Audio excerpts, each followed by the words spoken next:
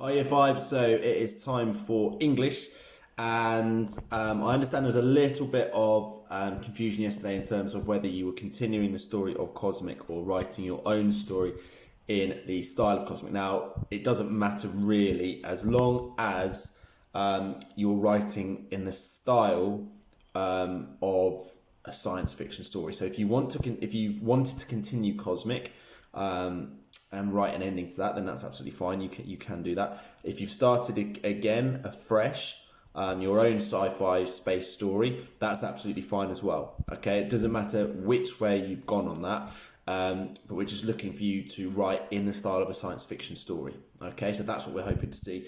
So well done for the start you made yesterday. Apologies for any confusion caused. So basically in today's lesson, we'd like you to continue with the writing that you did yesterday. As well as looking back at what you did yesterday and seeing if there's any areas in which you can improve and edit. And I'm going to show you what I mean by that in just a second. So we're going to have a look again at a little piece of modelled writing that I've done. We're going to look at how we can make some improvements to that, and then it's back over to you to continue with your writing. Okay, so this is the story of Cosmic that we started looking at yesterday, and that is the introductory paragraph that I wrote, obviously, and we talked through how it fitted in with the success criteria. And I've added a second paragraph to that. That's my writing for today. And basically, we're going to check through it. We're going to read it to you first. Then we're going to check through it against the success criteria. And we're going to see if there's any areas in which I can improve. Then before you continue your story, you need to do exactly the same tools. You need to read back what you did yesterday. And you need to see if there's any areas in which you could improve your story. Okay, so I'm going to read this first, and then we're going to see what we think about it. So, Liam pulled hard at the joystick on the terminal. The spaceship began to slow down, and it started to drop. Ah! Cried Samson too. The engine has failed. Liam ignored him. He had a plan that he knew he needed to stick to if he was going to steer the spacecraft out of the asteroid storm. If only he could see what was giving off the orange glow ahead that was growing brighter by the second. Okay, so we're going to flick back onto our success criteria from yesterday, and the one I'd like us to focus on here is we're looking at including prepositional phrases to vary sentence starters. Now, I'm going to be really lenient on this one with you guys, and if you want to use subordinate clauses or functional adverbials or prepositional phrases, I don't mind. However, we do want to see you varying your sentence starters. So here we've got Liam, we've got the. We've got a bit of speech there, so that's okay. We've got Liam, we've got he, and then we've got if only. Okay, so actually, in this paragraph that I've written, I'm having a look back at that, and at the moment I'm thinking, actually, that's not great. Okay, that writing isn't ideal.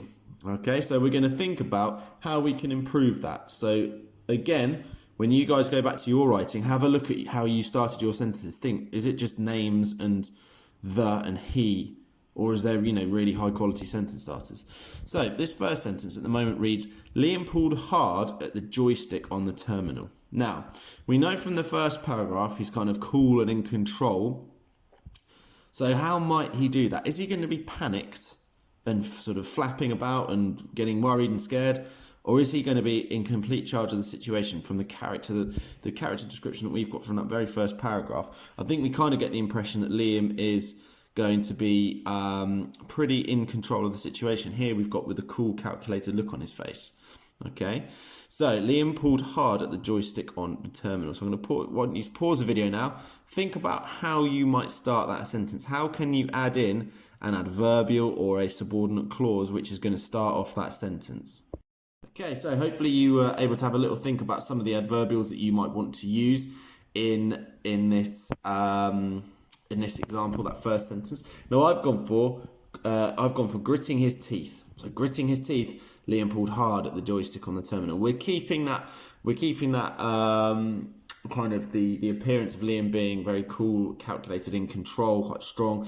So he's not flapping about, he's not flustered, he's not worried and panicking, he's gritting his teeth, he's ready to do the job. So already there, just by adding in those three words there, we've completely changed that sentence from quite a boring, simple sentence into something that reads quite nicely and gives us more information about Liam. So gritting his teeth, Liam pulled hard at the joystick on the terminal.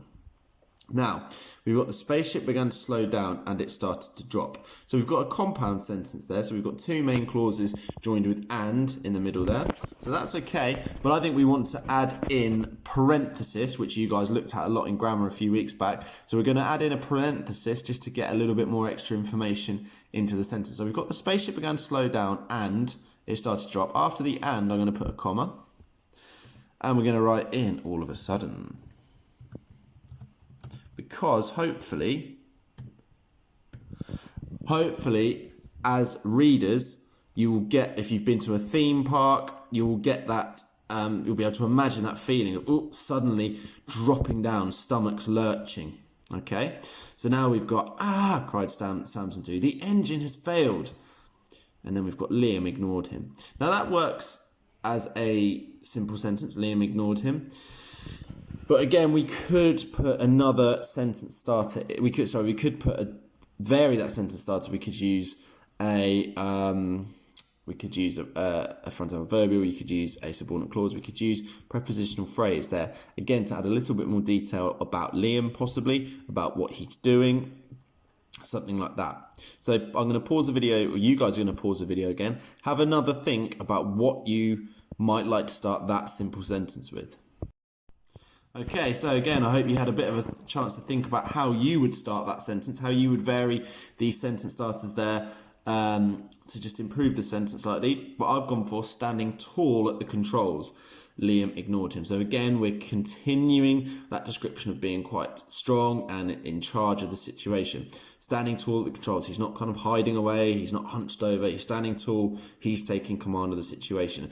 And we're continuing this characterization here. We're not saying Liam was tall, because that's boring, okay? We're getting that description into the action of what is happening. So standing tall at the controls, Liam ignored him. So that is giving that appearance, once again, of Liam being in complete charge of the situation. So we've then, in terms of sentence starters, we've got if, we've got a he there, but I don't mind that so much because we've changed a couple of the other sentence starters as well. So if we look back at our success criteria, accurately punctuated dialogue, yeah, we've used that again. We've got some dialogue from Samson 2 crying out. We've described a character. We've described Liam standing tall at the controls. So we've not gone, once again, we've not said Liam's got black hair and he wears a green t-shirt or anything boring like that. We've described him through action. We've described him through what he's doing. Okay, we have started to use paragraphs accurately now because we've got that second paragraph in there. Punctuation's obviously there, and we've worked hard to include more front adverbials, prepositional phrases, that sort of thing at the start of sentences to improve the quality of the writing. So I'm going to read you that second paragraph again now, and I'll put copies of both paragraphs, the before and the after, on this tapestry post so you can see the difference in them and see how much better the second one sounds, even though we've not changed that much. Okay, so gritting his teeth, Liam pulled hard at the joystick on the terminal. The spaceship began to slow down and, all of a sudden, it started to drop. Ah! Cried Samson 2. The engine has failed. Standing tall at the controls, Liam ignored him. He had a plan that he knew he needed to stick to if he was going to steer the spacecraft out of the asteroid storm. If only he could see what was giving off the orange glow ahead that was growing brighter by the second. So just by adding in those three little parts to three of the sentences there, the paragraph sounds so much better. Like I said, this document will be attached to Tapestry for you to use as a bit of an inspiration, as well as I'll put the original version of the paragraph as well in there so that you can see the before and after, okay? And you can see the impact of the editing. So Year 5, it's over to you now. So first things first, have a read through your writing from yesterday. See if there's anything in there, particularly sentence starters, that you can change. Check capital letters and full stops, particularly capital letters. When I make mistakes, deliberately obviously, in my writing on the board at school, you are very quick to pick up on me missing capital letters, okay? So you need to be that thorough with your own writing. Once you've checked and made any edits and improvements to your writing from yesterday, you then need to write the second part of your story. Now, whether that is continuing the story of Cosmic or whether it is your own sci-fi story, I don't mind, okay? As long as you are writing in the style of a science fiction writer, okay? And you're thinking about the elements of the success criteria that we've talked through, okay? Any questions, obviously pop them on Tapestry and I'll get back to you as quickly as you can. But we're really looking forward to seeing these stories and any edits and improvements that you've made to them on Tapestry later. Okay, good luck, Year 5.